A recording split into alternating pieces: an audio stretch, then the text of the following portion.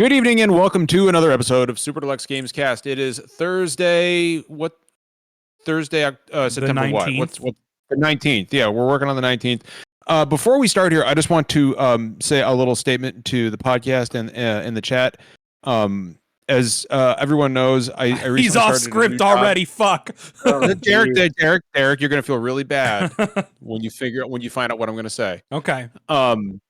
As you all know, I've recently started a new job, something that I've been trying to do for a long time after 2 decades of one of the most, we'll just say high stress jobs on planet Earth, something that has greatly affected my mental health in a negative way. And I just want everybody to know that I just started and I'm already doing much better. And you've genuinely been in a better mood the last couple of times. Calling it out. I honestly, very, very grateful to everyone on this podcast and every member of our community who has kind of put up with my mood swings and my my shit mental health. But I want you all to know that I appreciate your support, and I'm already in a much better place. And for the first time in 2 decades, I feel hopeful about my career. So. Yeah, just wanted to throw that out there. Now that that's done, I will say it's hard. We have a very cool guest tonight. It's hard to say this because I'm sorry to take the 30 more seconds. No, you're okay. This is a lot more emotional when people actually know what you used to do. But the thing is, nobody can know what you used to do. Yeah. So let's not talk about what I used to do. Yeah. Yeah. I wish you would stop talking about it, but I mean, here we are. Well, I mean, what can I say, man? What can I say? But yeah. Derek. But if some of those trolls knew what I used to do. But on to our guest, as you were correctly doing before I rudely interrupted everything. I am You did here. rudely interrupt. So we have a very cool guest tonight. Somebody I have been trying to get on the podcast for a very long time. The lovely and talented Persephiroth. Is a week a long time? Called I out. wanted you on here for a while. It's just You that Derek asked and me Finn didn't. a week ago. Derek and Finn have been I've saying been for wanting- a year now we don't want Seffi on the show. I've been fighting for you for sure, a year. for sure. Yeah. John, For and years. Michael were like, we've been dying to have Sephi on, but it was all just in his head and never once actually enacted on. You I'll know, show it you sounds like there's a fucking lot things, going man. on up there. I can forgive you, John, the once. The one. Anyway, get Seffi, one. how are you doing tonight? I'm fan-fucking-tastic. I can swear, right? I forgot to ask you. Oh yeah. Fuck yes. Oh yeah. Wait, I'm on a fucking podcast with you three. Of course I can swear. Yeah, I was gonna Yeah, say, what and don't leave out Britt because she'll be here, and Yeah. it's only I gonna get know. crazier. I know. Seffi, I love It's Brit. us. Yes, you can swear. You know, I sometimes I just gotta check because look, I've been It's the on goddamn some more professional in you. family friendly programs before. I'm like, why the fuck did you ask me? Me of all people, why the fuck would you ask me to be on the Talking friendly, to somebody who in family-friendly 4th one? grade told the nun who was teaching his 4th grade class to fuck off. So Oh, are yeah, you were you swear. raised Catholic?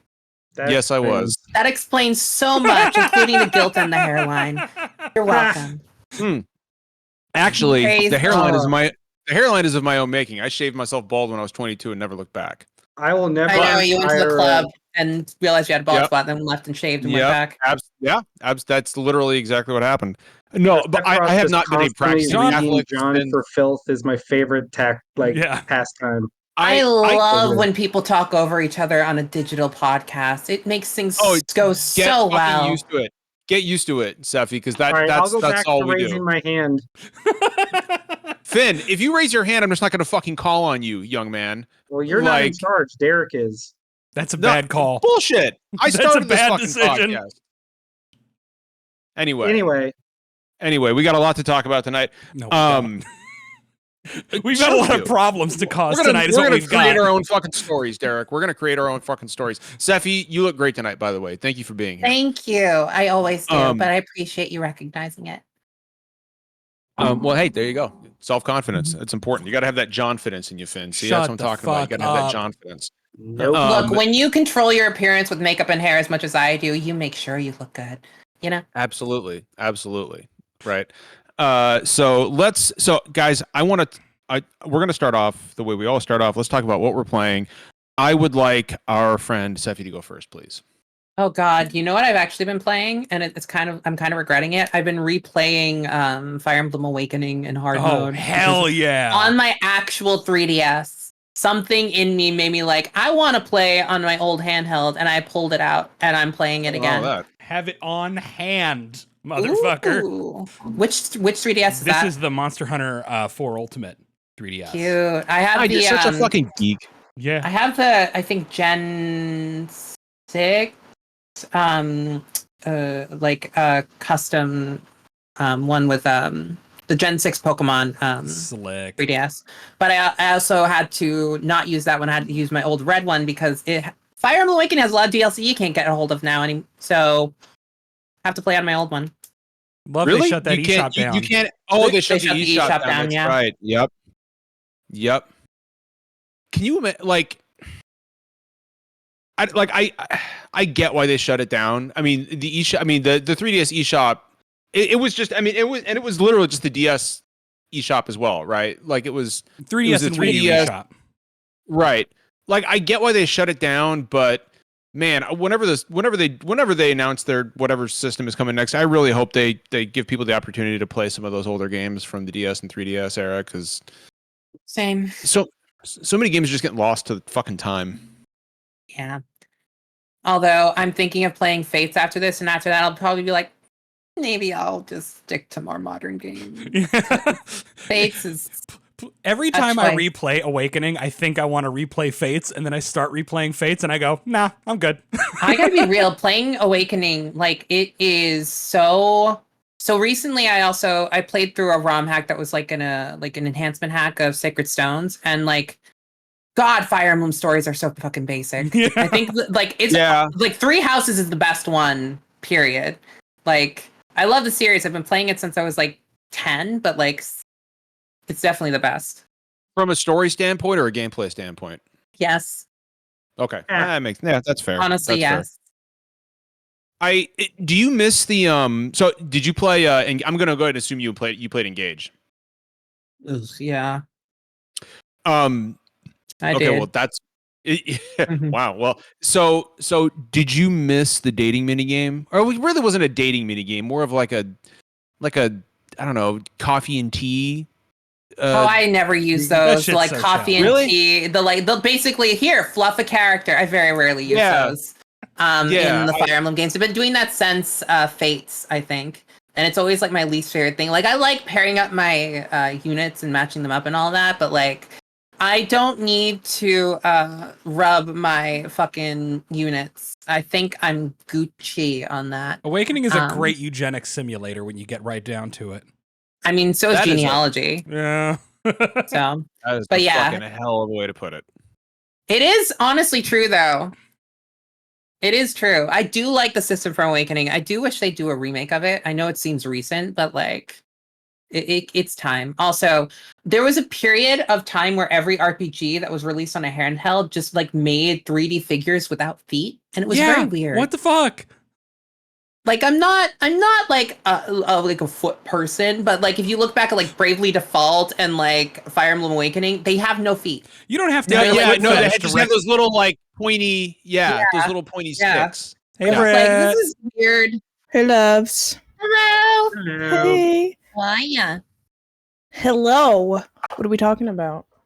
Talk about. I started rambling about Fire Emblem. Pointy feet. We're talking about petite feet, Britt. Fucking, that's right. Britt, I've watched it 5 times since you showed me, and I laugh every fucking time. It's so. Oh, lady. This is what that dude sounds like when he walks. That fucking shit was stupid They're just engaging bullshit. in fucking echolalia. Adult Swim shit. Stupid shit. So, Sephi, did you have anything else that you've been playing that you wanted to talk about? No. Because all I've been doing is like streaming all the Dragon Age games to prep for Veilguard and playing Awakening in my own time. So okay, all right. I'll go next. Somebody gifted me Final Fantasy 16 on PC, so I've been putting that through its paces. I had a really weird error that a bunch of other people were having, Derek, and it just randomly went away. Did it have anything to do with Jill doing nothing? Because that's how it's supposed to be. That's not intentional. That's just baked into the game. But no, so I had this really weird error, which what a ton of other people have been having as well, where when you turn on DLSS frame generation, you would get a message window with a bunch of kanji saying the operation has failed.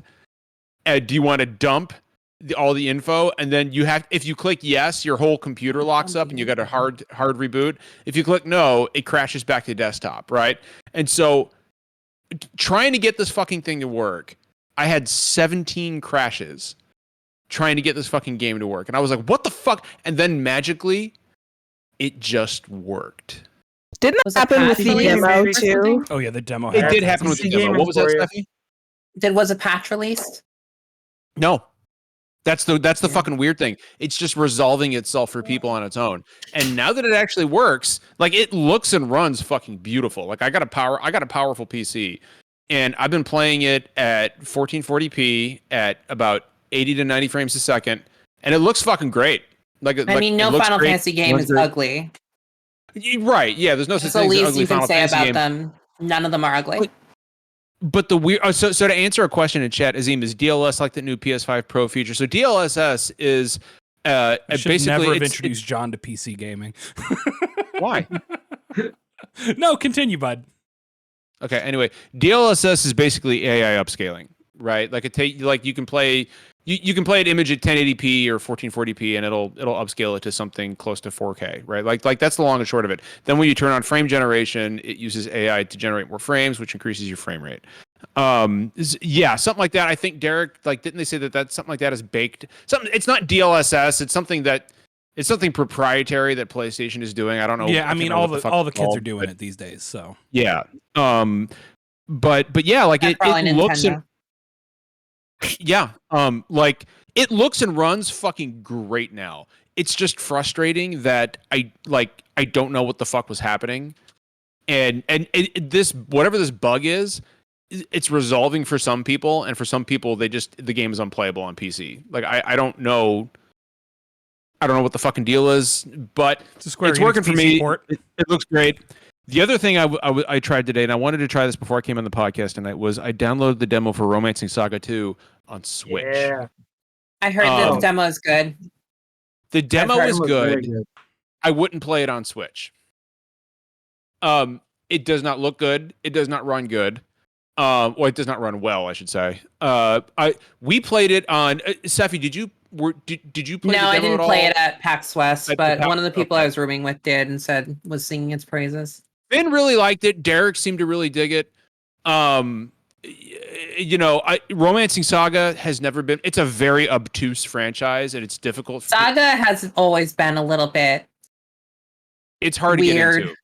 Yeah, it's hard to get into.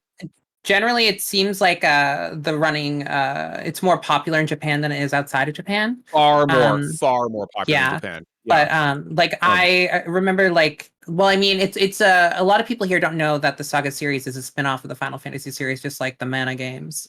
And it's just there's so many Saga games, and not everyone comes out here, but there's so many of them. Like they started with Saga Frontier, and then they had Romancing Saga, and then there's a bunch of other shit in between. So there's Saga Emerald, whatever the hell that was called. Well, what's funny is that a new Saga, it was that Saga Emerald something just released, and this remake very clearly has a much bigger budget than the new game that just came out. That being said, I know Finn especially was really high on it. Romancing Saga's not really my thing. It's a pretty game. I'm just saying I wanted to play it on Switch just to see how it looked and ran, and it's I wouldn't play it on Switch. But that's why I like the demo so much, because the Romance and Saga games never really did it for me compared to other Square franchises, and the fact that this demo was so good and fun, I was like, oh, sweet. And then I found out that the game it's remaking is the Romance and Saga equivalent of why people are so excited for Dragon Quest 3. It's just the intrigue. One thing, Finn, and Finn, you know this, one thing that is going to put people off of Romancing Saga 2 especially is that there's permadeath. There is permadeath in the game. Right. Your characters can die permanently. Yeah. It's not something that's part of the plot. it's yeah, like and that's going to turn a lot of people off. But anyway, I've gone on for too long. I wanted to talk about the PC version of 16 and my experiences with Romancing Saga 2 remake on Switch. And I'm super fucking jazzed for Zelda next week. We're getting a brand new fucking 2D Zelda next week. Like, what the fuck, man? 2D? I'm so god. What's that? It's not 2D, is it? We're talking about Echoes of Wisdom. Yeah, it's a 2D Zelda. I mean, it's top down, but it doesn't look. Well, maybe it's like not 2D. Like top down. Yeah, top down Zelda would be a better way to describe it. But top down, it's not 2D. I'm so fucking excited. I'm so fucking excited for this shit. Anyway, that's what I got. I'm going to pass it on to Brittany. Oh, okay. The immediate disgust. Just complete and utter disdain. So I've been having a really tough time sleeping lately. I have a hard time falling asleep, and then when I go to sleep, I have these fucking intense, like, stress-inducing dreams. So when I wake up, I don't feel rested, and I'm just exhausted for the whole day. For instance, the night before last, I had a dream that I was at PAX, and the whole entire convention building started just falling on me. I saved you, right? No. You weren't there, so no. Kind of the PAX theme, if you want to be real. And then the next one, the last night's dream, again, was a PAX dream, and John, you actually were in that one. I guess it's about you. And you tried Taco Time, and that was cool. I tried Taco Time? Yeah. But then everybody was getting mad at me, and I was running late, and I couldn't catch up to, like, any event because I kept getting stuck, and then suddenly I went from being 15 minutes away to 3 hours away, and so I'm just having a bunch of dreams, where I'm just not getting restful sleep. It's just like, it's like consciously I have to be awake, but in my dreams I don't have a choice. It feels like I'm awake in like a different universe. So I just haven't really been playing anything. So fake gamer basically is what you're saying. Yeah, I brought Astro Boy because I figured that was a nice chill game that I could sit down with, and I just haven't had the desire to start it. When you do, you'll be very happy. I know I will. It's just like, you know, Derek, you and I were kind of talking about this the other day. It's like streaming, right? Like getting prepped to stream is the fucking worst, and then when you get on and you're actually going, it's so fun, and you're like, why don't I do this more? But you know, it's gonna be something like that where once I start, I know I'm gonna like keep playing and enjoy it. It's just like I'm so exhausted that the idea of starting a new video game just overwhelms my ADHD brain and immediately tells me you can't do this. So I've just been kind of chilling and playing Balatro, and good game, doing the usual. Great game. Have I been playing? Oh, the WoW skins came out for Overwatch. I've been playing some of that. So my two usuals, cool. My two, they are really cool. I'd recommend anybody who's a fan of WoW to at least look up the arts and the highlight intros. But yeah, I didn't like say all this to bring down the mood. I like to say things like this because I feel like it's really fucking relatable. Yeah. Right? Like sometimes you just don't fucking. Sometimes you just can't. You don't have the brain power. Mm-hmm. Like, I got Dragon Age Origins because, Sephi, you inspired me to start playing through the series.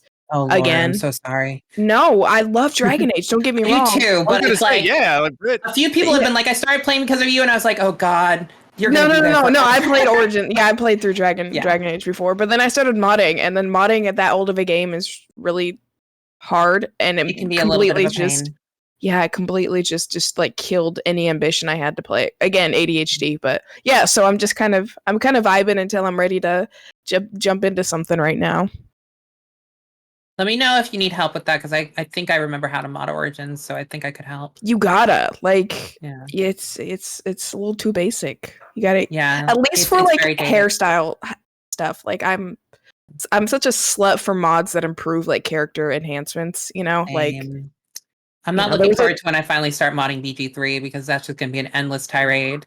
My computer. It's actually a lot easier. It's actually a lot easier. Well, that's because it's more recent. Like Dragon Age Origins doesn't have mod manager support anymore, so you have to do it all manually. So it can be a little bit pain in the ass. But it's so annoying. Yeah. Usually running the charge and compiler stuff will take care of the issues. Like, but yeah.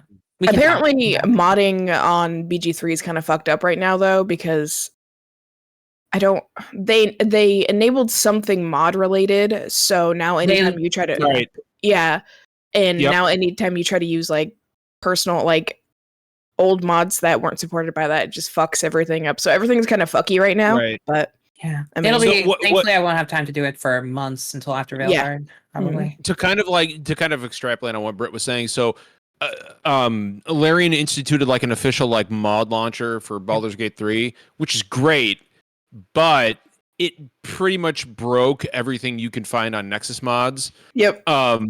And so now everybody on Nexus mods is trying to scramble to recreate all those mods they built to kind of retrofit them into this new system. And it's not going great, Britt. It's not going great. And I mean, I don't think it's anybody's fault, right? Because I think no. Yeah. Correct me if I'm wrong, but do these mods they affect the console version of the game? Can console? So they released No, I don't think so. I don't think the Nexus mods will, but they did release mod support, so you can mod on console now, I believe, as part of the new release. It's coming when patch 7 comes to the systems that it's on. So it's coming. I do believe that they're going to get mod support, which is rare for exactly. Like, so that's games, why, like, I'm not mad at Larian for doing this because it's like they're trying to give mods to console gamers, because they've been begging for it. Did you hear like the really cool part about it, though, even though with all the hassles coming? So when they released it, they locked some sort of option that modders were using, and someone went in and like completely jailbroke it. So now there's potential that people can do level alterations and level design in BG3. Cool. So we might see new area downloads and things like that. So that's super cool. That's very cool. Yeah. I'll echo. Real quick, if I could just jump on something that Sephi said, like, Sephi, when you talk about console mods, like the only other instance I personally can remember where a developer has encouraged and allowed mods to the game on console has been, Bethesda. Like Fallout 4 and Skyrim, like that's literally it. And Skyrim needs it. It does. And that's why I never got into Skyrim. I tried to play it and I was like, this is too ugly. Skyrim, exploration, peak, everything else. Absolute fucking shit. I really wish console gaming, because I cut my teeth on consoles. I really wish console gaming would kind of grow up and get with the program on allowing mods, right? Like I get that certain developers like Nintendo are never going to fucking do it, but there's no reason that, I mean, it worked just fine at Bethesda. There's no reason that other developers can't follow suit, in my opinion.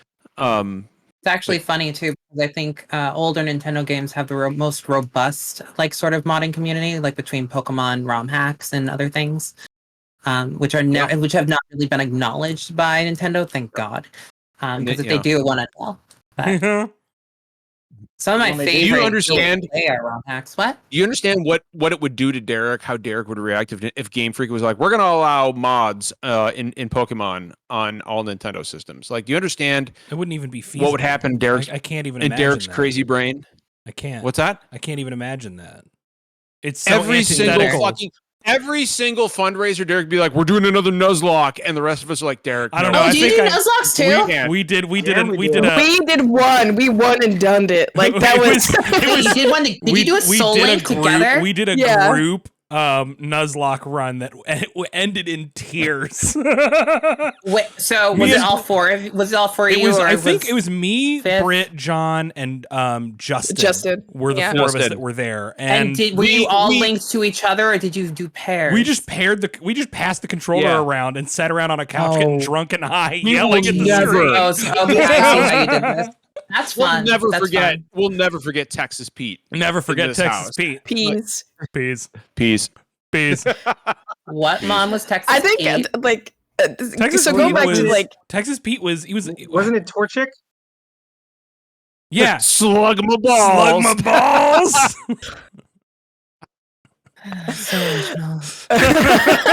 We have a good Me and time. Britt were high as shit. We were fundraisers. laughing our asses off. Oh my god, that was so much fucking fun. That was my first time meeting y'all too, and you just bust out the gate with "Slug My Balls." Really? Do you remember when we had Anthony on the podcast? Speaking of Slug My Balls, Anthony, where can people find you? That was good. I think, like, kind of going back to the conversation of modding, though, I think that's like a bigger topic that would be fun to do, like, for an off show, just like modding in video games, and I think how it's just perceived to be this like terrible thing, but it's really, it like. For instance, for Dragon Age Origins, they have an accessibility mod that makes the text bigger for the screen. Like, modding just isn't fucking making characters prettier and nude, y'all. Like, I do want to mod FF16 to see Clive's hole, but that's not, that's not the most important thing. You have to see a lot of Clive by default in that game. I'm just putting that out there. Yeah. There's a lot of Clive in that game. I love that Square was like, please, guys, please, no inappropriate mods in Final Fantasy 16 on PC. And I'm like, do you fucking understand, Clive fans? Stop us. Guys, like, do you... I'm here for Sid. Fuck Clive. Give me some Sid. Is so hot. Oh Sid my is so God. hot. That man could do whatever he wants to me. Jesus Christ. Exactly. Okay, so hold on. This is interesting. So you guys think Sid is hotter than Clive? Yeah, I do. Interesting. That man's experienced. Like, he's got the look. He's got the look. He's a little too virginal. And it's sweet. a silver fox to stay winning. Yeah. See, I'm trying to rail, not get railed, and I just feel like the energy. Us older guys are fucking hotter than the younger generation, except for Finn. You know, Sephi, we made the argument that Clive has never fucked, and I will say the only person that may have fucked him was Sid. Yeah, I would say agreeing with that. Jill fucked on the beach. No, they didn't. No, they didn't. He held her naked and cried.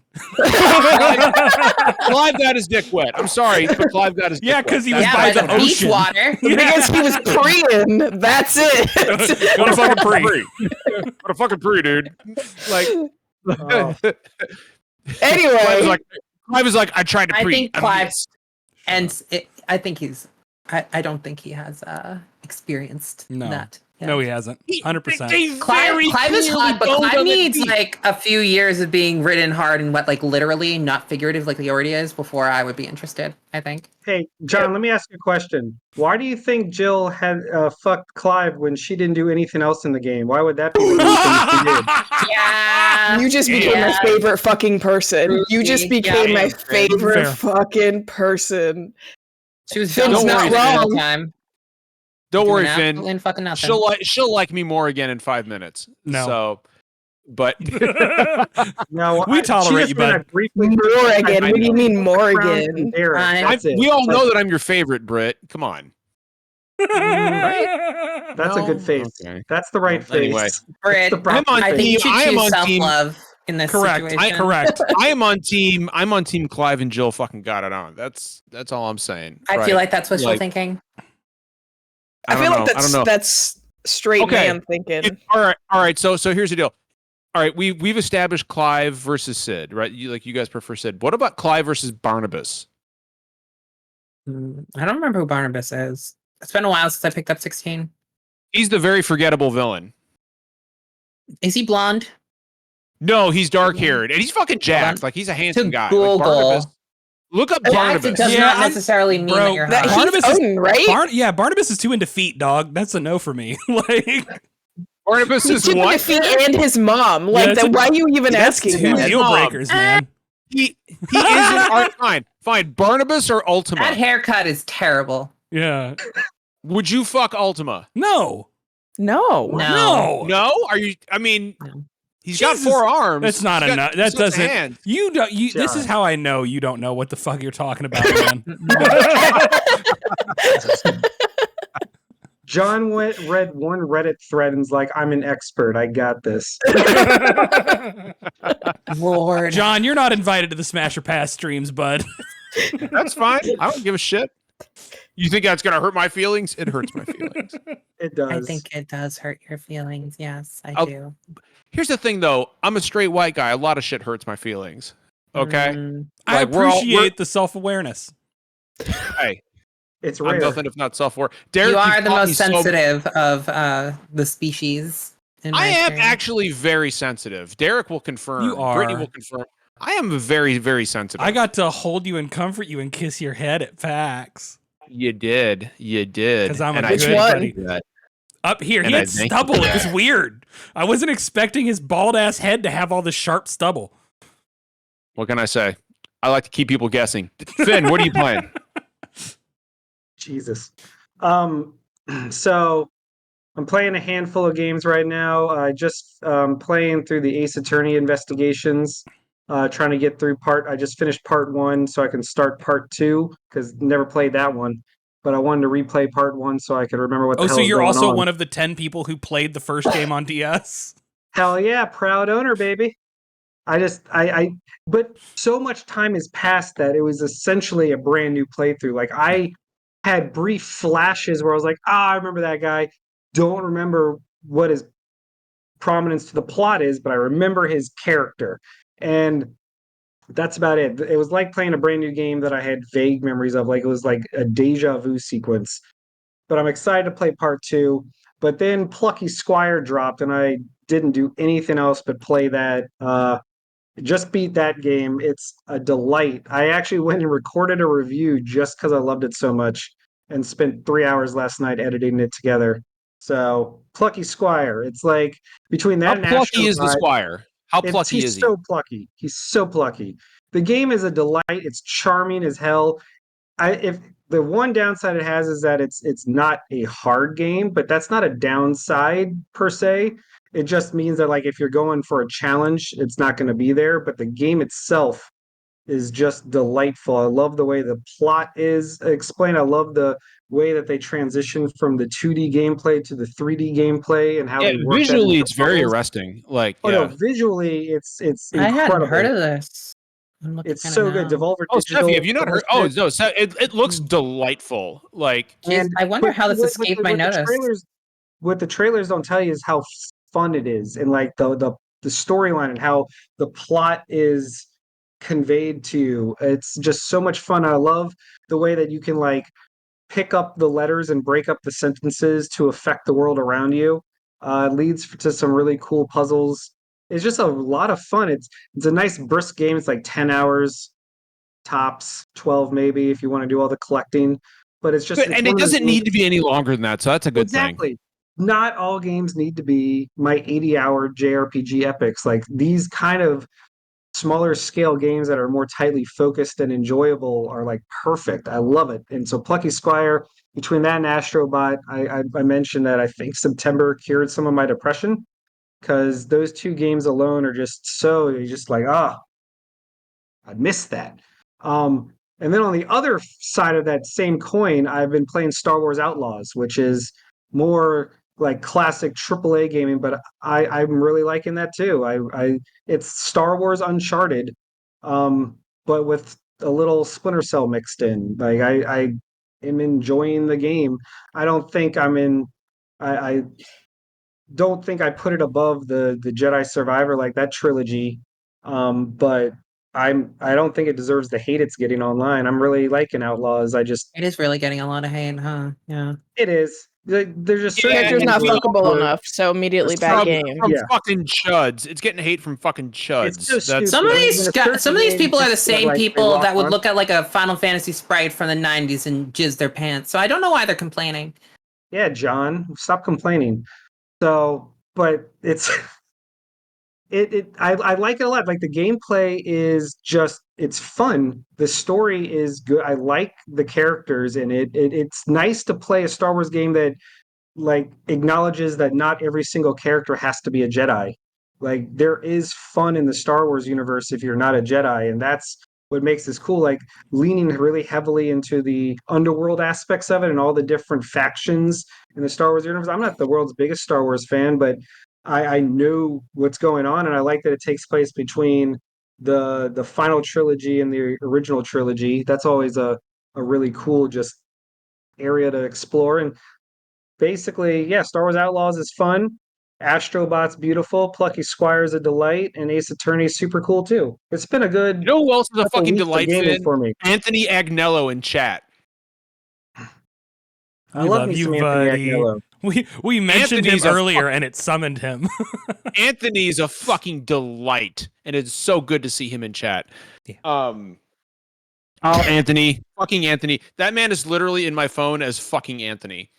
If you ever meet him, you'll understand why. Anthony is good people. Speaking of slug my balls, Finn, you got anything else, pal? It is the game where Saki can pick alien space pockets. Saki bless. Wait, what? Anthony asked if the game I was talking about. Okay, all right. I didn't have the context for that. I wasn't looking at chat. I was very fucking confused about what was going on. Derek, what are you playing? We didn't forget me this time. I actually, at this point, intentionally sit back to see how often. To be fair, the last time I joined in, I was late. Did not know you had gone. Yeah. And didn't know we were doing what we were playing because we were talking about something fucking completely different. I could never blame you. You're not driving this car. It's okay. Well, Derek, if it makes you feel any better, I'm not driving the fucking car. Derek, please tell me someone's driving this fucking car. Nobody's driving the fucking car. I hate to be a disappointment. Finn. That's how you get car crashes. Finn, hit me. Yes, sir. No, I was saying like I very rarely get to be on, and the last 2 times I've been on, John skipped me, so I feel it. So now that he's gonna cuddle his dog. I love that little dog though. She doesn't love me back. It's fine. So I'm really easy. I played. I mentioned last week that I've been playing Warhammer 40k Space Marine 2, which is a good time. I don't have anything new to add to it. Like, it's just a good, fun, like, kind of turn your brain off, like, really hype aggro little cover shooter. The bigger thing is, yesterday and today, I have been playing, and thank you to Capcom for the code, the Dead Rising Deluxe Remaster. Ew. I am a huge fan. Derek off. I am a huge fan of Dead Rising 1 and 2. Less so of 3 and 4. Like, I don't hate them the way some people do, but I have gone on record repeatedly as saying I think there's a magic to Dead Rising 1 that is missing a little more with each successive game. And I think it's because Dead Rising 1 embraces the friction, right? It's difficult. It is not a power fantasy. It is something where you do have to struggle against the time limit, against zombies, against psychopaths. Like, you have to really, like, think about what you're doing, and mistakes are costly. And if you fuck up, you start over with the higher level and experience you got and keep going and do better this time. I think the original Dead Rising is so interesting and so fun and so meticulously crafted, and this remaster looks wonderful. The quality of life changes are great. I'm liking the new voice cast way more than I thought I would. As somebody who is very, very saucy about TJ Rotolo not returning to voice Frank, I do like the new guy, right? I like Jesse's new voice actress. I like the new voice actor for Brad, even if I miss Greg Eagles. There are QOL changes in the remaster. It's a lot of little stuff. It controls better. Like, you can move and aim at the same time. Incredible. AI for the survivors is fixed, like, way improved, which is a big deal for that game when you're escorting people with lipstick tubes to smack zombies with through a crowd of zombies. It's great when they actually can kind of defend themselves. A lot of little changes, but it's a really good time. I think the original Dead Rising is a very funny and interesting game that has a great energy, and it's not for everybody. Like, we had people in the chat who were like, "This with the time limit, I don't want to play this game." That's me. Yeah, you and a couple other people, and I was like, "That's great." I think that removing the time limit in later games made them worse because they were crafted. Like, it'd be like removing the time limit from Majora's Mask. I don't think you can do it. You can't, but that's also why Majora's Mask, Eric. That's why it's my least favorite Zelda, just simply because stuff like that in games, like it's a personal thing. Sure, anxiety. I agree with you. Yeah. It's stressing. It can can be stress inducing, but it's also like the core mechanic of Majora's Mask. It's one of the reasons why it makes it so much more interesting than a lot of the other Zelda. It's not slapped on. It's integral to the experience they're trying to create. And I want to be clear. I'm not saying Dead Rising is bad. I'm not saying Majora's Mask is bad. It, like, those time limits just stress me the fuck out. Like, it's personal. Yeah, sure. But like I was saying earlier today, like, I think that's part of what makes Dead Rising. And I think removing the time limit entirely in 4 makes it the most boring game. At that point, it is just every other open world game with a bunch of regions and checkboxes, and there's a million of those, and there's a million zombie ones of those. So like, maybe people don't like Dead Rising, that's fine, but like, I really hope a new Dead Rising, if one ever comes, I hope that Capcom looks back at the first game, you know, which clearly they're at least doing a little bit since they've put so much effort into this remaster, and they go, what is it that made Dead Rising unique? Right, rather than like everything else, what made it its own thing, and how do we tap into that? Finn, I see a hand. Yeah, I know. I was saying, like, I find it interesting that Dead Rising, especially at its launch at 360, was like, because the roguelike genre didn't really exist, but Dead Rising has so many core mechanics from that genre. It feels very roguelike-ish before that term was even a thing. Yeah, because like it's not randomized, but there's so much going on that you won't see in a single run. And the idea of like replaying, learning, doing better each time, dying, starting over with your higher level and your extra skills, and so that you can actually do better from the start, building that momentum. Like, I think that's an interesting part of the gameplay loop. I'm really liking the deluxe remaster. And frankly, if you go watch our streams, you can even watch me giggle. Frankly, you can even watch me giggle like a little schoolgirl when Jesse comes on screen, who is my first Xbox 360 era gaming crush. So I saw CD's nuts. I tried so hard not to give in, but I am so weak. All right, Derek, you got anything else, buddy? No, that's it. All right, so we're at a crossroads here. We could talk about the Nintendo lawsuit, or Sephi, what was that topic you suggested about Final Fantasy characters? Oh, I suggested several. Let's see. Which ones are which Final Fantasy characters most likely to be bottoms? Which Final Fantasy characters would you let fuck you in the back door? And what was the third one? The third one is how deep does Namura's belt fetish go, and why? All the way to the fucking top. Like, or all the way to the bottom. I'll tell you right now. So Derek had said that in chat earlier that I would have to determine whether or not Locke was a bottom. Yeah. At best, I don't think Locke's a bottom. I just think he's a little bitch. I agree with that though, actually. So. Locke is very clearly a gentle lover, I think. A very courteous lover. Tell me, is it a gentle lover if you make promises to one girl then abandon her for the next girl within so first of all, all right. First of all, she was in a fucking coma. Rachel was in a fucking coma. First of all, Rachel was in a coma. I'm talking about Terra and Celeste, bitch. He protected them both. He protected them both. He absolutely did. It was very clear from them. It was very clear. It was very clear from the get-go that Locke was all about Celeste. He looked at Terra as like, I just need to protect this woman. Sure. But Celeste, he had the hots for Celeste, like, from Jump Street. And as soon as she disappeared, he and Terra barely had another interaction in the entire game. Well, you're thinking about a game with a lot of characters, to be fair. Like there's a shitload of characters in Jungle. But he was never romantic towards Terra.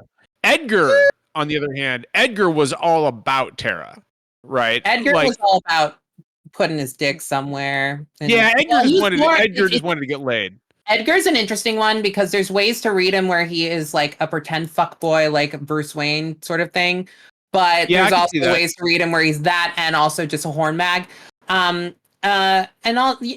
Edgar's complicated to talk about because there's a few choices in certain elements of the writing for him where I'm like, did you have to? Did you have to? Specifically that scene in Thamasa where he meets Realm. I'm just like, oh God. Oh yeah, like how old are you? Yeah, I know exactly what you're talking about. It's like Edgar, no man, no Edgar, please stop. Edgar, no, like I see what they were trying to do there, but the way it's written is like actually almost all the male leads in that game are fuckboys. Setzer, fuckboy. Saban's not a fuckboy. Shadow is not a fuckboy. Saban's just a himbo. Shadow. His name is fucking Shadow. Is that better? Shadow's a deadbeat dad. Yeah. Shadow is a deadbeat dad for sure. Shadow's a grown man who calls himself And he's Shadow. a bitch who leaves you mid-combat. Getting a woman pregnant and leaving. You know who's not a fuckboy? You know who's not a deadbeat dad is Cyan. Cyan is not. I was gonna get to Cyan. Cyan, Sabin, and Gao, I think, are, but Gao's obviously too young. But you know, those three aren't. Fucking Shadow and Leo. Leo is I have to go now. Like, fuck you. Where are you going? Cyan wouldn't even have sex with the lights on. That's fair. Cyan fucks his wife. Mostly because he wouldn't know how the light switch works. No. Or he wouldn't know how to get there. Sephi, that was fucking solid. Yeah. That was fucking solid. Final Fantasy 6 is one of my favorite games. Does Kefka fuck? Kefka did fuck. He used to, and he I chooses don't think no he does longer to. any longer. Right.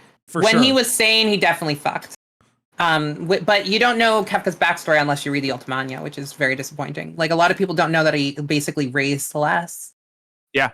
It's not part of the game, but it's part of the Ultimania, which would have been really good to have in the game, actually. But... It would have, yeah.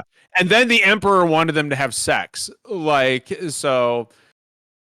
Yeah. Oh, you know who else is not a fuckboy, though? Kefka was a sane general before he had his Magitech infusion. When he had his Magitech infusion, he went off. Became obsessed with dolls and clowns and Yep. No, the like anybody who has not read the Ultimania for Final Fantasy VI, I suggest you try to go find an English translation, because there is shit in there that absolutely should have been in the game, and would have made the dynamic between some of those characters for all 6. I highly recommend reading or at least skimming the Ultimania for any Final Fantasy game you play, because there's a lot to they're fascinating. Yeah, they're fascinating. The one for 9 is particularly good. I got one more. I got one more 6 question for you, Sephi. One more. Leo. Yes. Is he on Cyan's level? He's not a fuckboy. Leo's not a fuckboy. Leo's not a fuckboy. I mentioned him, but you didn't hear me because apparently you don't hear every other word a woman speaks. But basically, yeah. I mean, Leo's not a fuckboy. Also, Leo is black. Fight me. Leo is black. He's 100% black. Leo's black. But yeah, no, Leo's not a fuckboy. Leo's a good boy, and I was so sad when he died. There's a speaking of Rom Hacks, there's a lot of Rom Hacks. You know that. Live. What? Steph, you know you can resurrect him. You just go on GameFAQs. They'll tell you all about it. Just go on GameFAQs. You just have to interact with the tomb in the world of Ruin, and you can totally do it. You can do it in the base game. Yeah. You can revive Aerith 2 and 7. Yeah. It's the same way you revive Aerith. Yeah. I remember some dumb shit like you just. No, it was Pokemon. You can get Mew by going like behind a fucking bus. That was another one. Yeah, there it is. Push the truck. When the internet was still like in its infancy, I do not know, but these are all things. I kind of love that. Yeah, I do too. Like that misinformation still got around. You could unlock Sonic and Tails in Smash Bros. Melee. Yeah. Oh yeah. That was a big one. Did you know that? Hey, Derek, did you know that you can unlock a fight against Shenlong in Street Fighter 2? Yeah, that's a classic. I read that shit online. Yeah. I read that online, man. Like, you have to defeat Shenlong to stand a chance. Can you think of an instance where any of that was true? Because I can only think of one where there was like an internet rumor and it turned out to be true. And it is about a Final Fantasy game, actually. It wasn't Ermac, right? Like, Ermac was just Ermac's the opposite. It was an urban legend that they then made a thing because of the joke. Yeah. No, I'm thinking of the secret hidden cave that has experiments in it that they reference in Rebirth. That was a part of the original Japanese release of the game that was cut overseas, I believe. So it was actually a real thing, but like it was such a rumored thing online before someone actually realized it's only in the code for like the original game. For Final Fantasy 7. Speaking of Final Fantasy 7, Cloud Bottom. I mean, that's an easy one. That's an obvious one. But I disagree. He doesn't know. He doesn't know he's a bottom, but somebody's going to tap that walnut one day, and it's going to be like. He's a switch for sure. Absolutely. He's verse switch. He's a whiny top. For sure. I get the feeling. No, Rebirth isn't on switch yet. You say he's a whiny top? Yeah, of course he is. I mean, he is kind of. No. Cloud's got some shit he needs to work through, and he's my plow down a bit. And the kind of guy he's gonna work it through your ass. I told you. Yeah. And Tifa's gonna tap that walnut one day, and he's gonna unlock something. One thing I will say, Aerith, top. Yes, of course. Aerith is a dom. Yeah. He's the kind of guy who, like, after sex, he rolls over and he's like, "Why wouldn't you look at me during?" Like, is that? That's definitely Cloud. That's also Clive. I feel like. Yeah. I feel like also Clive. Yeah. Clive doesn't even make it that far. Yeah. I feel like that's what Cloud would say to Sephiroth after he bottoming for him. Right. Cloud just starts crying at second Wow, base. that's a good follow-up. Sephiroth. What is Sephiroth? Gay, straight, both? Sephiroth is pan. Well, especially in Rebirth. Like, did y'all play Rebirth? I haven't. Yeah. Derek has not. Such a puppy. Are you fucking kidding me? I'm waiting for the PC version. I know this is just gonna happen when you hire two fucking boys from one of the gayest CW shows of all time, Teen Wolf, but like, come on. Such a puppy. I think if Sephiroth still has a sexuality after all the Genova shit, like I don't think women even enter his radar. No. To be honest. No. I think Sephiroth might actually be gay, which I've never considered, but I always felt that he was like Ace. I think he might be now. Yeah. And his only hyperfixation is Cloud, right? Yeah. Like he's Ace, doesn't give a shit about anybody, doesn't care about anybody. The only one he cares about is Cloud. He's Cloud That's sexual. the only one he has interest in. I think he's got kind of an Oedipus thing happening with Genova. Oedipus. Yeah, whatever. I can't. You need to say Oedipus. Oedipus. Yeah, Did you say Oedipus? I did. I'm fucking tired. But okay. yeah, like I think Cloud And absolutely. a little bit. Sephiroth absolutely is obsessed with his alien mother. Well, it's not really his mom, but It's not really his mom at all. Yeah. Which he knows after joining with the live stream, which makes this all odd. Meanwhile, controversial opinion here. Squall, diet homophobe, I think. No, I'm not off 7 yet. Hold on. I think Squall is a self-hating bi or homosexual, to be honest. Agreed. I've actually thought about writing a paper about this. I'm not even lying. I've thought about writing like an internet research paper about how Squall's story mirrors sort of like closeted gay men's like experience. Just because like so much of his self-hate, broody attitude and all of that, and sort of like the relationship, the nature of his relationship with Cypher, and like also Renoa, like it very much feels like a self-hating closeted gay. I'm gonna give you that one. I will also say this is a recurring theme that I've noticed in almost every game Nomura does. Is the sort of like blatant homosexual friend. Themes. Like 15 was like yeah. So I would think I agree with that, but I also think it would be a bi thing and not strictly gay, because I do think he has some kind of feelings for Noah, because at least in my opinion, the whole thing of the game, like well, yes and no. I was just gonna say that I think he does a lot of growing like with Renoa. I think they both do Renoa, like growing together, because I fucking hated Renoa when she first came into the game, and then she kind of just a lot of women I know did. I never did, but yeah. I hated her at first, and then like I recently replayed the game, and Platinum did a few years ago when it came out, and I did not like 8. I was an 8 hater, and then I replayed the game and I was like, I really enjoy this. I feel like there's a lot of depth to it that I missed when I was younger. Especially with Squall. Squall's one of my favorite Final Fantasy characters now. I love Renoa. I think she was the kind of character that was needed in that game, and I didn't appreciate it at the time, and I really love how over abrasive she was and like over the top and everything, but she could always tell like Squall's limits, right? She'd poke, and then be like, okay, well, like he's kind of hit his limit. Gotta get them out of that shell. I do think that the nature of the relationship is valid. I think so. Final Fantasy VIII is one of my favorite games and has been since I was a child. And it is one of those games that I don't know if it'll ever get a remake. It's one of the things that I think should get a remake, just because there are a lot of elements of the story and characters that could be more fleshed out. Like 8 and 9, I think, are the two games that underutilize their cast the most, in my opinion, in different ways. Idea, oh my god, Idea, whatever you want to fucking call her. We talk about Amaranth, who just shows up and he's like, "Hi, I'm here." Freya has one of the most interesting entrances in gaming history, and one of the coolest sort of like knightly storylines, and it's given to a female character, which is something that's not only rare in gaming, it's rare in literature, period. And then this too. Yeah. Done. Nothing. Yeah, bye. It's really unfortunate. Like those two games, I think there could be some ways. Obviously, Final Fantasy VIII, the junction system could be overhauled completely. Oh my god, yeah. But like as far as the story itself goes, I do think I think Selphie's one of the most underutilized like comedic characters in the game. I think Quistis did not get enough flowers or sort of like attention paid to her. I think Irvine's underused. I think even Zell's underused. After you sort of do the mission in Balam, like even we all love a good hot dog Zell. We love a good good a boy who chugs some wieners, right?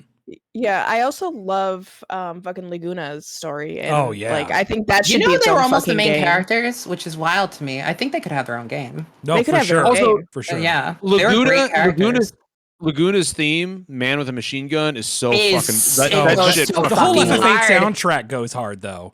It does, but that song in particular is probably one of the greatest FF songs of all time. Definitely one of the greatest battle themes. I agree. I've always said FF8's cast is actually like such a great, like realistic exploration of traumatized late teenagers. Like, and it's written well. And it's why as a teenager you don't want to identify them. The whole like, oh, we're all in the same orphanage. That was a bad. little That was phoned a bad plot. It's a little phoned in. But like I do think there's ways they could have pulled it off, but they didn't. But the character psychology, right, behind each of the main party members is such like you can actually, as an adult, like if you give yourself the grace to recognize you too were like a shitty mopey teenager and you didn't even go through some of the shit these kids did, you recognize how each of them has adapted to the trauma around them. And FF8 is very specific. Squall specifically. Yes. Well, the game focuses mostly on Squall. Yeah. But all of them, you see it. You see the ways that they build around their trauma. I am a notorious Final Fantasy VIII not like disliker, and it's not because of the story of the characters. It's because I went back and I tried to play it again a few years ago. Say that. Well, it's like the draw stock system makes me want to rip my eyeballs out. The draw system is very, and like losing power on your magic as you use spells. Like it's a little bit tedious. I broke it. I completely broke it when I was like 7 or 8 through card mod and stuff. I just fucking did all of that shit. I made that game triple triad, just like taking the cards and removing all of it. I to this day still remember. I think I had the guide and I had it memorized at one point. That entire game, and I still know a lot of it. But like, the junction system itself needs to be. I think it's an interesting attempt. It's definitely the most unique of battle systems in the Final Fantasy series, but it's definitely it ain't no materia system. That's for damn sure. No. You know what? Like, do you guys remember? Here's an internet theory for you. Like, do you remember all those internet theories about how Ultimecia was actually a future Rinoa? Oh my god, yes. Obviously, that wasn't true, but it would have been so much more fucking interesting if it was. Like, it would have been interesting in a few ways. Well, she doesn't have to literally be a future. It was officially like said that's not the case, but like did they actually say that? Ultimecia does not have to literally be future Rinoa. Ultimecia is a mirror of what Rinoa could be if things go wrong, right? Like that, and also she functionally serves the exact same narrative role without literally being future Rinoa. This actually brings up something related to this. One of the things that does annoy me about that game is that the entire thing is kind of villainizing the power of women. Yeah, I can see that. Because the sorceresses are the big bad, the big villain. The bad guys. The bad guy. And it's not just Ultimecia. Like, Ultimecia is the one that you're fighting, but you fight multiple sorceresses. You see Adele. Like, it's definitely, like, you're meant to put down these women that are in power. And also, it's interesting because, like, despite the sorceresses not having as much screen time as the main cast, I do think some of them are more interesting in many ways. See, like Adia is so fascinating. So much more interesting. And she's married to fucking Sid, dopey ass Sid, who's hands over the whole garden to a teenager. Hate that guy. I'm a Sid hater in that game. I think the biggest faux pas that Final Fantasy VIII made was just not making Adia the villain. Because I thought Ultimecia was kind of introduced late, underbaked. Agreed. I think Adia was far more interesting. Even with just having her be the villain, like knowing she's the villain, like being the villain herself, and still being the matron to the kids, that's fascinating. Yeah. Like I know that technically Ultimecia was just possessing Idea, but but like as soon as they introduced Ultimecia, I was like, who the fuck is this? Like it reminded Final Fantasy me has to pull a random motherfucker out in the fourth. They disc. do that every time. It always takes me out of it. 16. It always does. 16, Yeah. 9 with Necron. Yeah. Oh my God. all the way back to let's see. 3 with the Cloud of Darkness. 3, yeah. yeah. And I feel like yeah. I feel like 16 introduces Ultima fairly early. 4 does it too. Now that I'm thinking about it. 4 is the most egregious. 4 at the very end, it's like, by the way, it's not Golbez, it's Zemus. And then you meet him, half and then of you these fight him. games, John. Like, that's half. Yeah, of them. The only ones I think that don't really do it are CJ, fuck off. 7 You fucking and CJ. 6. Well, What- besides the online games, but like What's 7 that, and Sophie? 6. 7 and 5 6 don't really pull the switch. 5 with doesn't because it's Does X-Death 5 pretty I don't early remember. on. It's so, access the whole way, yeah. yeah. But like to Sephi's point, like, yeah, Gestal's the Emperor, but it's very clear that Kefka is the villain from Jump Street. Yeah. And Sephiroth is, he's there throughout the whole game. And again, like this is one thing that I wish Final Fantasy would stop doing. Like Kuja was such an interesting character, both both due to his characterization and his physical appearance. Mhm. And then you just throw in, like, I still don't know what the fuck Necron actually is. No one really does. And like he's the last what- minute what- Control F for Hades, who was supposed to be the final villain. Like Hades was supposed to be the final boss. Look, we all know the remake is real. Square, just make Kuja the final boss. Like, don't make us I fight agree. fucking Necron again. Yeah. Like, I mean, like, Necron's so less interesting because you don't get any sort of screen time or knowledge about what nothing. Necron is, but also like Kuja's descent into madness, being Yes. unwanted, being like knowing that he's disposable. Like that's sort of like it's a very understandable descent into madness, and it's so much more interesting. Plus, he's just I was such a big Kuja fan when I was a kid. Like Same. that Well, I explains mean, a lot. Like I wanted actually. to be Kuja, and I also wanted to like be with Kuja. Like Kuja had That had explains like, so going on. much. Great, there's a line. I wonder why I there's a wanted to be line. Kuja. Huh. There's a line in Final Fantasy IX from Kuja that just, I remember the first time I played this, I was like, this guy fucking rules, because he's written so well, and he's such a snarky asshole. And it's when in the Desert Palace, when they're like, he's like, I'm not worried about you escaping, and they're like, Zidane's like, why? And he's like, because you're too stupid to use magic. And I was just like, fuck, this guy rules. Like, this is awesome. But that's the thing. Like, don't get me started. Like, I am a Final Fantasy 13 defender. I'll defend Final Fantasy 13 all day long, right? But what I can't defend is fucking Space Pope. I can't even remember his name. What the fuck is Space Pope's name? Who cares? It's a talking- terrible game. Fucking Bartandalus. What is Thank his you. from? It was what, Thank Seth? You know what? Fucking Bart. I said, who cares? It's a terrible game. It's an amazing game. Which It's got the game. best fucking battle system Which in the one are we entire talking about? franchise. It has the worst battle system of any Oh, RPG I've Sappy, ever no, I missed played. the no. number. think. Which one are we Yeah. talking about? 13. Oh, we're talking about Bartandalus. Yeah. Right. Bartandalus, that's his Fuck fucking you! name. How Yeah. do you? Oh, we're talking about this character that everybody knows and is famous. Like, fuck I out have of a here. disgustingly good memory. I'm fucking sorry.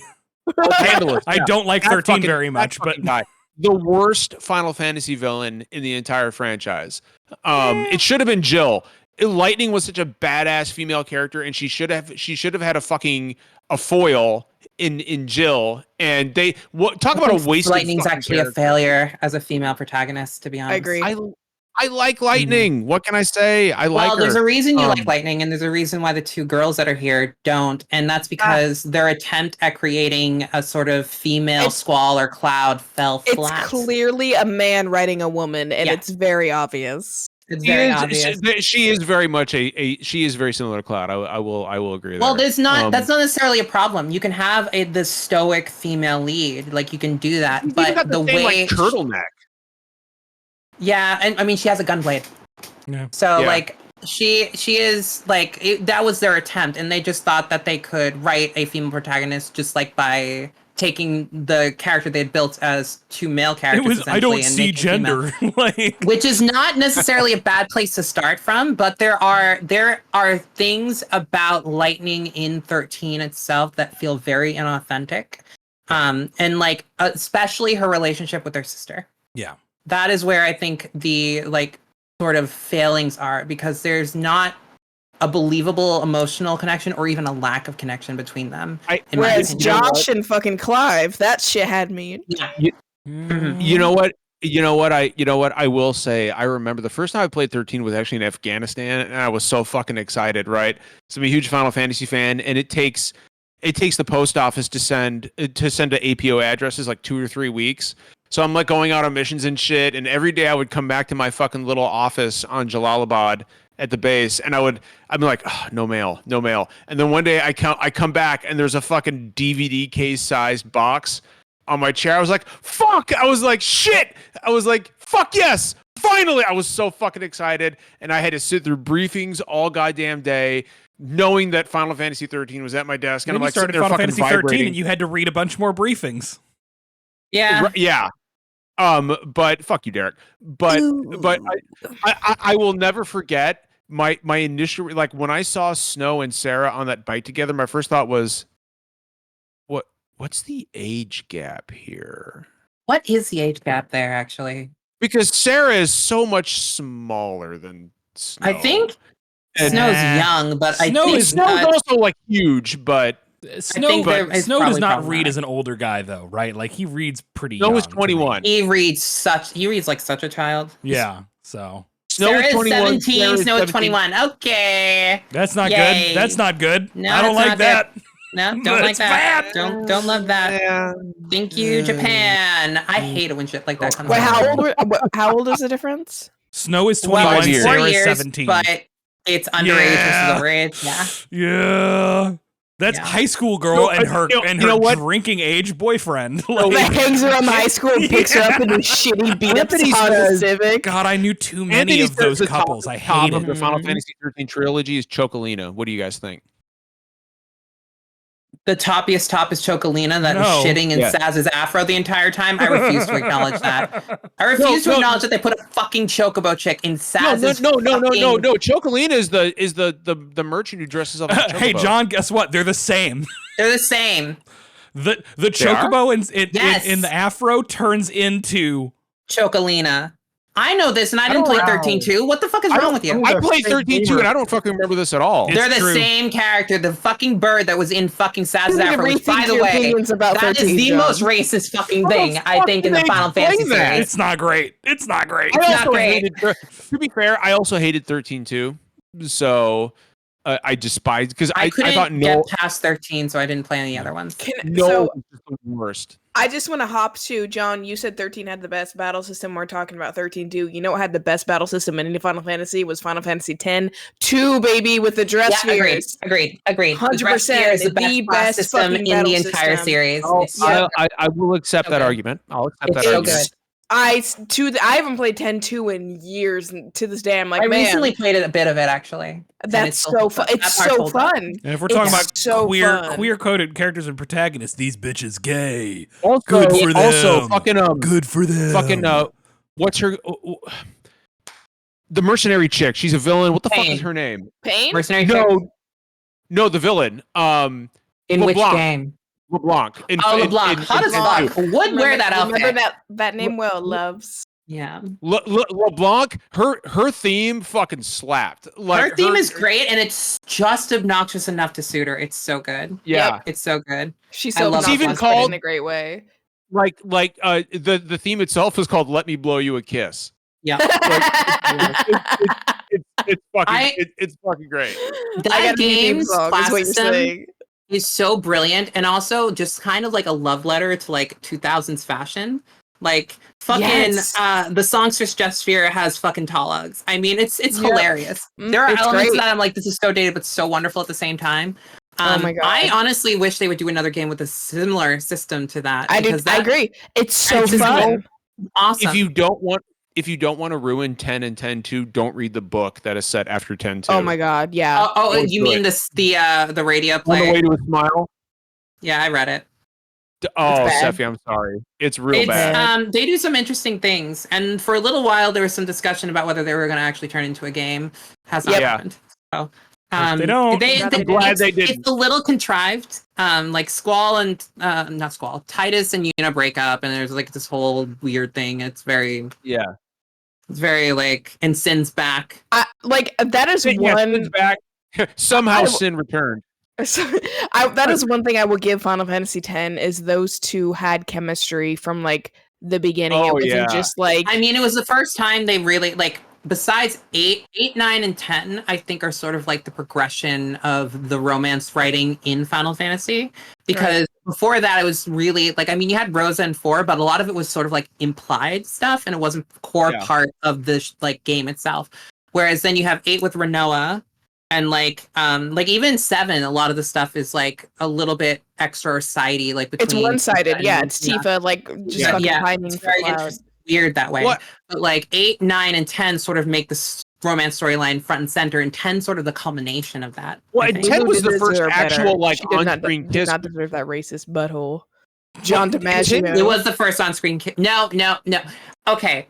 8 technically was, but it's hard to tell because the graphics were so bad.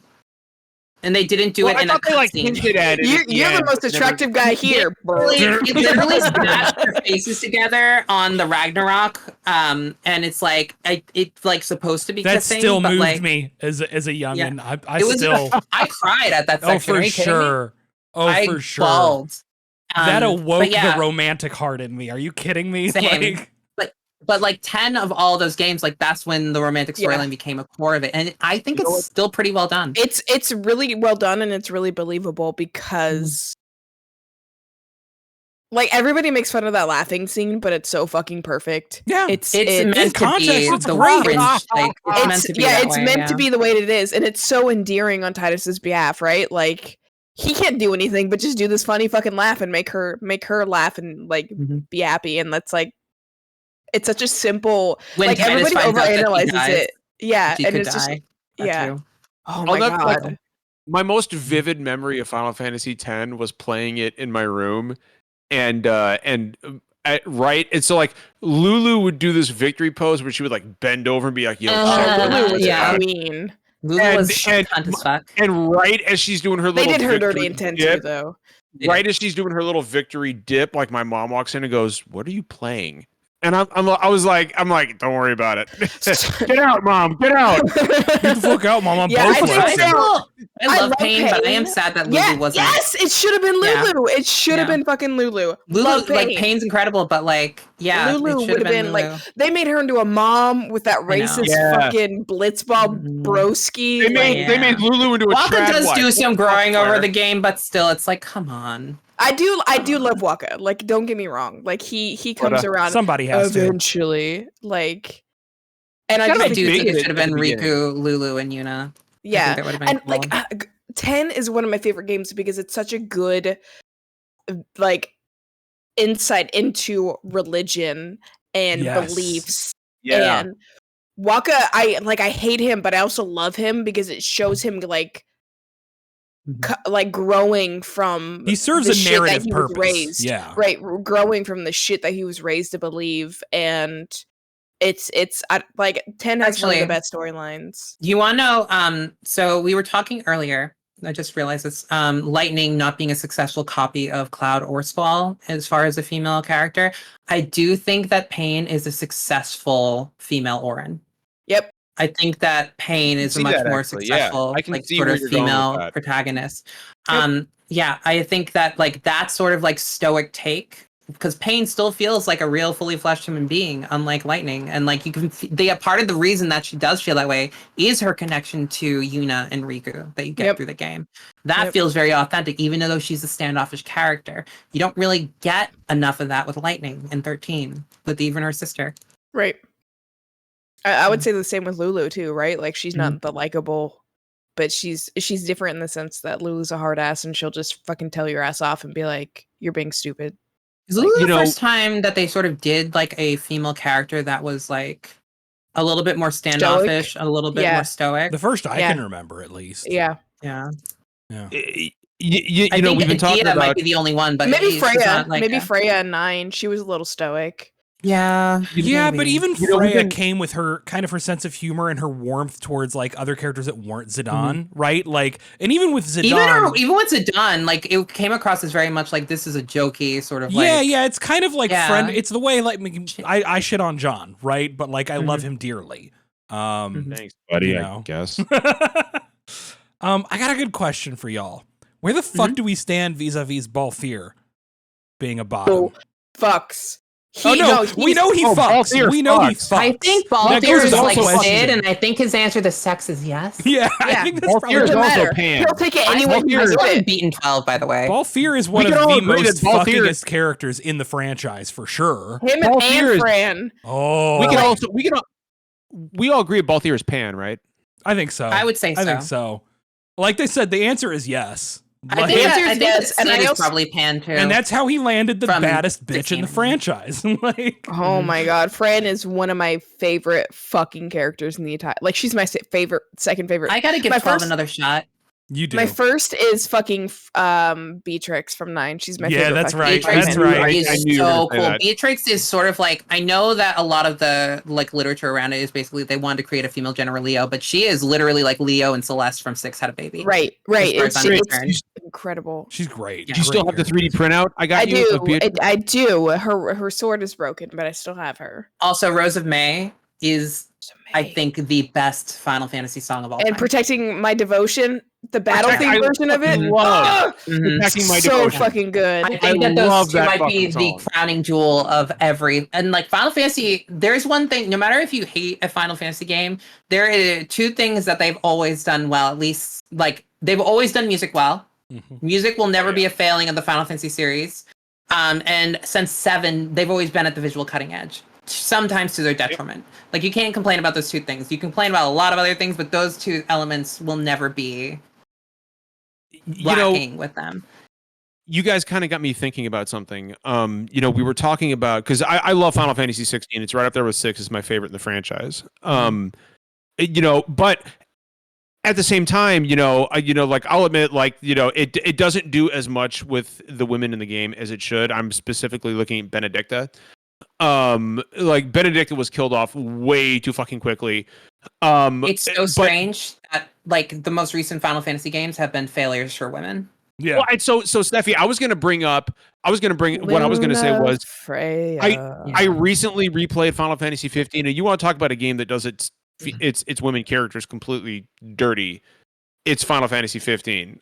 It's so strange because like I think starting with 4, the focus of women in Final Fantasy has been a big part of it. And yes, Rosa is basically a damsel in distress for most of the game, but like starting with like her sort of inception allowed them to do more female-oriented things with like Ferris and her sister in 5, and then 6, which has, I don't care what you say, Terra and Celeste are the main characters of that game. Like doing that, like ever since then, they've had progressively interesting characters. Even Renoa, a lot of people think that like, Renoa is a flighty little chickadee, whatever, but it suits the game. Her character is very like well defined, like who she is and what her like wants and desires are. And those desires exist outside of Squall, her love interest. Like those have been very big parts of the series. And Garnet and Freya. Yeah, and Garnet and Freya too. Like especially Garnet. Like Garnet with her, like, yes, she has a romance with Zidane, but also she's dealing with her mother dying in front of her. She's dealing with having to rule a kingdom. She's dealing with the fact that she's having a like mental breakdown. Like these are all things that exist outside of Zidane, and Zidane cannot fix them. It is in fact a major part of the plot of the game is that Zidane has no agency in her life, and he has to figure out that she is bigger than him. Like, then you get to the most recent Final Fantasies, 15 and 16, both of which fucking fail for women. Yeah. It's sort of like they took the lesson of 13 being an utter disaster, and we're like, no more women, no more girls. No more nothing. How's 14 like do? I'll say like at 14. least Jill is there for most of the game. You see Luna Freya, I think she's got a total of 10 minutes of screen time in Final Fantasy 15. And she is more interesting of a character than Jill ever was, even if Jill was in the entire game. It's so Luna sad Freya because was more interesting. I feel like Jill was, you can tell just from her design that conceptually they wanted her to continue the lineage of like Tifa, Renoa, Garnet, right? They wanted her to be that. And then they just forgot to write a fucking character. Like, and it's so sad because like she gets obviously the best fucking being in the Final Fantasy series, which is Shiva. Like They should have done so much more. Yeah. Yeah. And she loses every single one of her battles as Shiva. Like that's what pisses me off. Like you want to write a bad female character, fine, whatever. Like I get it. I get the Lunafreya syndrome, right? But Shiva is a badass bitch, and throughout the whole series, she's been a badass bitch. And then suddenly, in all these fucking like in this world where all these people are icons, like she can't be up to snuff with the other. And then one? Benedicta dies in like the first 10 hours of gameplay. I almost quit. I was so into Benedicta. I was like, oh my god, they're setting her up to be like a major villain or like a major antagonist or like to do a heel face turn, and then they killed her, and I was like, I will never this forget. Can't be real. I was like, really? I will never forget. We were at the launch party, and Derek and Britt were streaming 16 for Square, and Benedicta just steps on Clive, and they both say, they're like, I even told Nina, who voices fucking Benedicta, I was like, she's my favorite character. Like I don't care what happens in the game. Like she is my favorite character. I like that the actors have feels leaned in a lot into of ways like if Elena from 7 were an adult. Yeah. Like as a person. And I was like, this is such a interesting like thing to explore, and then they just offer, and I was like, well, and I see a Finn. Well, hold on, I want to get Finn. You don't have to, Finn, just talk. We're all talking. Just talk. You don't have to raise your hand. Try not to talk over people. The thing that bothers me most about how they handled Jill is that they had DLC come out that was heavily story focused, where they could have given Jill. They even showcased like, oh, this is going to be Jill and Joshua and Clive together doing like a quest, and they could have given her moments to redeem. They even hyped her up in that panel, remember? They were yes! I was like, maybe I should give 16 another try. Britt, you turned to me and you were like, we'll fucking see. I gotta be very real. The most recent like mainline games have made me disappointed, and like have for years since like 13. The only thing, like there was a point where I wasn't gonna keep buying the Final Fantasy series. The only thing that like redeemed that for me was fucking 7 Remake and Rebirth. How is 14 with this stuff? Because I don't 14. Incredible. Yeah. I've heard 14 is good. I haven't played it yet. People have been trying to get me to stream it for years now. I know. Josh is trying to get me to do it. I know John wants to fuck the cat. Let me tell you about Wolframot. My timing couldn't be better. I told you fuckers John wants to fuck the cat. I don't want to fuck the cat. You want to fuck the cat. John, it's okay. I also want to fuck a cat. So many people are complaining about her because she has a trans voice actress. I'm just like, oh, voice actress is trans? Oh, that rips. I love that. I made a whole ass fucking Twitter post about it and got so much hate on it. Yeah, I remember that. It blew up and it got so much hate. I remember that. I specified because people didn't realize that her voice actress was trans. Because when I was playing, when I was at Endwalker, so Wooklamot gets introduced. Finish. Yeah, like Wooklamot gets introduced. Beignet, shut the fuck! Did you not hear Seppi? Thank you. So Wooklamot gets introduced in Endwalker, and Wooklamot's the main character of Dawn Trail. And her voice actress like interests me so much that I was like, I'm gonna go check this voice actress. And turns out she ends up being trans. So I knew that going into fucking Dawn Trail. A lot of people didn't. So when I first started playing Dawn Trail, I was like, Wooklamot's incredible. Like I love this character, and also like her voice actress is trans. Like she has a trans voice actress, and she does a really good job. And it was a pop off tweet, and so many people were in the comment section being like, well, I just don't think we needed a trans voice actor. And I'm like, why do you think that? A lot of people are also complaining about her trying to say that her performance is bad, and it's very clearly thinly veiled transphobia. No, but I'll tell you exactly. And Finn, you had a point you wanted to make. I'm sorry that we missed it. Yeah, we missed. Go ahead, Finn. Go ahead.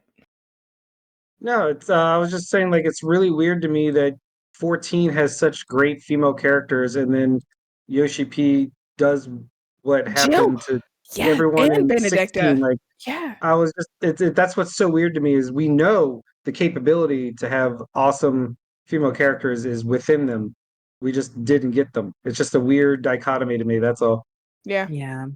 I wanted to circle back to what Britt said. Like, Britt, I remember that post you made, and I remember the comments. People were like, "Oh, we just didn't need a trans actress. That's all. Like that's not something that we needed. I don't. Why couldn't they?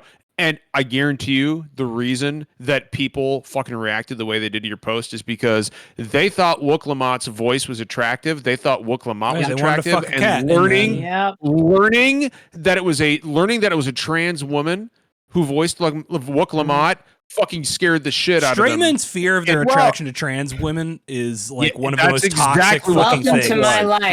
Yeah, it's so fucking. It's such a driving negative force in society. Am I right or am I right? That's exactly what the fuck it was for most of true. these guys. It's true. It's like there's also the fact that Wook Lamott isn't trans. Like that's not a part of her character. Her voice actress just for the English happens to be a trans voice actress, and like people were just fucking wilding on her. And like I haven't played the game, but I've watched Josh play through a lot of Dawn Trail, Anorian. So like I know what the character's like, what the portrayal is like, and she's good. Like it's fine. It's good. Like, she's good. And that's the thing in the post is like people were like, well, I don't think it needs to be said that like the voice actress is trans. And I was like, it absolutely needs to be said, because when a trans person gets a role as big as this in a Final Fantasy franchise, it needs to be celebrated. Like whether or not you agree with that is irrelevant. Like it's one of those things where it's like, well, I don't need to know this character's gay or this person's gay or whatever. And it's like, no, you do need to know that because they don't get enough credit. Honey, like, you're playing a series that has Kuja in it. Like, right. Yeah, right. But also, like, we just need to fucking normalize, like, broadly in this industry and in entertainment as a whole, like, trans actors and actresses getting to play characters. Like, yes, getting to play, like, trans women, but also just getting to play women. Characters that aren't trans. Right. Characters who are just women, right? Like, trans cis doesn't matter. Like, women should get to play fucking women, right? Like, it was such a big deal to me. The only time I could, like, it's so rare that this kind of shit happens, right? And I remember finding out that the son in Evil Dead Rise is a young trans man actor. And it was like, again, it's just the son. But it was like, this is fucking great. Like, I will also say that there is a difference in, so this is probably something that like if I just leave it at the initial statement that I'm going to say, it's going to sound really bad. There is a difference between casting trans femme voice actors and trans masc voice actors. I think and the reason for that, one, estrogen does not necessarily change your voice if you take it post initial puberty. Yeah. So there are testosterone doesn't have the same issue. So a lot of trans masc voice actors will just read as male in general to the ear, and they may not even notice it. There's generally a lot more trans masc casting done than trans women because of that reason. Not that trans women can't have passive voices or even need to have passive voices or whatnot, but it's an extra barrier. There is a difference between the two. Not to say that it's easy for trans masc people at all, but there is a difference in the type of casting, unfortunately. Yeah. So it's a lot more common for a trans masc person to get a role that is not trans masc than the opposite. But yeah, so it's like I love finding out that Wook Lamott's voice actress is trans. Because it's like she's got to voice like a major female character. Ta-da! Yeah. Like, and that's how it should be. Women should just get to voice women. I'll tell you right now, if in the upcoming Zelda, everybody wants to fuck that cat. If Hunter Schafer is not cast as Zelda, then something has gone deep. Hunter Schafer would be a great Zelda. Yeah. I mean, I'll just throw it out there, you know. I don't know, man. But yeah, I've seen the reaction to Wook Lamott Wook Lamott's voice actress, and it's just a bunch of insecure dudes who were attracted to Wook Lamott, and then all of a sudden the voice actress is a trans woman, and they're like, oh, what does that say about me? I will say that. What does it say that's more than you want to fuck a cat? Like, yeah, like I also think that people just like did not like Dawn Trail, as an expansion, and I think they used a lot of their dislike. And when they found out that the main character was trans, I think that just added to their dislike of the expansion, because of course, like, why not? I don't like this thing, and if I don't like trans people, then this is a negative. I can use to leverage my dislike of the game. I'm just gonna blame it all on the trans actress. And so there was a lot of that in the comment section too. Was just like, I don't like Dawntrail and I don't care about trans people. So therefore, what you're saying that this character is trans doesn't matter because the game is shitty, and this character being trans made the game shitty. That was a lot of shit in my comment section, and that's garbage. That's fucking garbage. Garbage. Like, oh god, I had to mute the thread. A ton of it was from people who don't play 14. Like, I mean, that is also true, but that's true in any video game. Fucking discourse. culture war tourists, right? Yeah. I love how little we actually talked about which characters are bottoms, and instead we just gushed about Final Fantasy for 45 minutes. I love that. That's all I have to say is thank goodness TJ wasn't on tonight, or he would have been miserable. Oh, CJ would have fucking... Too bad for him. Play a Final Fantasy, nerd.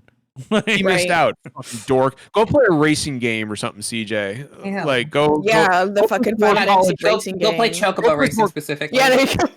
The shitty fucking man, you want to talk about fumbling the fucking bag? Is that bad? Like, which version are we talking about here? Because both of them were like subpar. Yeah. Because there was an original one that was on PlayStation. I kind of like the PlayStation 1 but it is trash. Like, it is trash. Like, it was trying to compete with Mario Kart. So was fucking Diddy Kong Racing. Like, there's a lot of old racing games that we love that Diddy are just Kong dog Racing shit though. Now. I do adore, even though it's hard as shit. Because I had it. It's so hard. It's so hard. You want to play a celebration of Final Fantasy? Go play Final Barline, motherfuckers. Like, play what? Feet Rhythm, Final Barline. Okay. Feet Rhythm. You got to go play some of that Feet Rhythm. If you want another celebration of Final Fantasy, go play World of Final Fantasy. Yeah. You want to do another celebration of Final Fantasy? Come into my fucking gaming room here. It's literally nothing but Final Fantasy. The Goon Cave. I'll be there in November, I guess. Bud. Yeah, you will. Fucking Finn. We're all gonna be gooning. Enter the Goon Cave. Goon into Final Fantasy. Jesus Christ. All right, we are. It is 10:30. It's time for us to go. I didn't really. Thank you so much, Seffi, for coming. It was Thanks for having me. This was a lot of fun. Time. This was a great fucking time. I've got Tara over here eating snacks in her sleep. She's like, and she's like looking at me, but she sleeps with her eyes open. So she's just over here like just like her face is getting fucked up. I know. Oh, holy shit. I need a fucking old priest to a young priest. Like, her face is all I just had a realization about John's voice, and it makes me deeply uncomfortable. You're almost a voice twin for Hassan Piker. Do you realize that? Oh, it's pretty close. I've noticed that for sure. Pretty damn close. Is that good or bad? Your mileage may vary. Yeah. I've never watched Hassan Piker. As somebody who has apparently to talk, Polnock agrees. With somebody who has you literally sound as somebody who like listens him. to a decent amount of Hassan and has to talk on the phone to John almost daily. Yeah, I've definitely made that connection. Oh, I'm so sorry. Same way. Yeah. You know, Britt, you could talk to me almost every day, but you never she makes the right choice. I'm busy, John. Yeah. That's what you don't understand. John, like, she has kids. I don't. Like, I'm so fucking busy, my guy. I try my best. I promise. Self-care. I answer what I can. Pilnock, I talk on the phone with Derek almost on every the day. actual phone. He calls me on the actual phone. Yeah. You call me too, bitch. Don't even fucking pretend on that you occasion, don't. for sure. I'm the more On introverted one though, occasion. for sure. So whatever. Fine. You know what, Derek? I'm not gonna fucking call you anymore. I didn't tell you to stop. I'm not gonna. I'm just acknowledging the silliness of the situation. I'm not gonna call you for days, and you're gonna be all sad. You're gonna be like, John hasn't called me. The Tomb Raider fucking Netflix show is premiering October 10th with Haley Atwell. Well, we'll see if that's going to be any good. All right, Seffi, if people want to find you, where can they find you? You can find me at Persephiroth anywhere on the internet. Especially on Anywhere Twitch on the internet. and Twitter and Instagram. I will have to say, when I found your name, I was like, "That's a genius name," and I'm jealous of it. It is a good name. Thank you. I got really some good solid ass branding. Yeah, I'm very happy about it. Look at this little fucking espresso bean over here. She's perfect. I love her. All right, Sabrina Carpenter. Let's wrap it up. Yeah. All right. That's I don't know what that means, but okay. Let's go and wrap it up. Thank you. What the fuck is? I don't know. I don't know what you fucking young people are talking Continue. about. All right. Everybody, take care of each other. We will be back here next week. Appreciate everybody showing up. Steffi, thank you so much again. Thanks for having me. You are a delight to have. We'd love to have you back whenever you want. We got to get you and Josh on the podcast at the same time. Oh God, do you? Be so funny. Do you have to? No, you do. Like that's just fucking. Yeah. We absolutely fucking do. Just make sure we have no actual news to talk about. Right. I don't Yeah. on God. Yeah. It's just gonna be me yelling at him as he fucking talks too much. Poor Josh. All right, everybody, take care of each other. Remember, kindness costs nothing. We'll see you next week. See ya. Bye.